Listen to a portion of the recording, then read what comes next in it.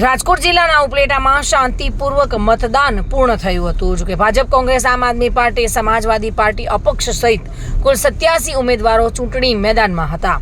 કુલ 45,267 જેટલા મતદાતાઓ નોંધાયા છે અને ઉપલેટામાં 9 વોર્ડમાંથી 36 બેઠકો માટે મતદાન યોજાયું હતું. મતદાન પ્રક્રિયા શાંતિપૂર્ણ પૂરી થતા તંત્રએ રાહતનો શ્વાસ લીધો હતો. ઉપલેટામાં 53.58% મતદાન થયું હતું. મતદાતાઓમાં નીરસતા જોવા મળી હતી, જેને લઈને રાજકીય પક્ષના લોકો પણ ચિંતિત જોવા મળી રહ્યા છે.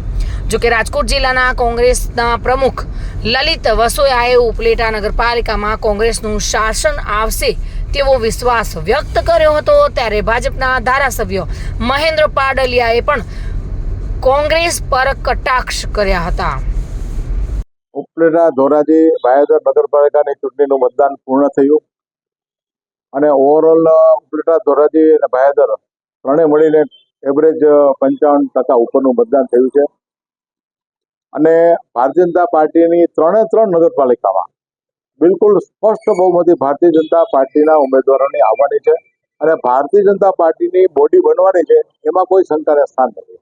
આની સાથે સાથે 2 તાલુકા પંચાયતી પેટા ચૂંટણીનું પણ મતદાન હતું અને બંને પેટા ચૂંટણી મોટી પાનેલી અને દુમિયાણી તેમાં પણ ભારતીય જનતા પાર્ટીના ઉમેદવારોનો વિજય થવાનો છે. સરફરાઝ કોડી સાથે bureau report, today Gujarati news. આ સમાચાર આપને કેવા લાગ્યા? ટુડે ન્યૂઝને લાઈક, શેર અને સબસ્ક્રાઇબ કરો.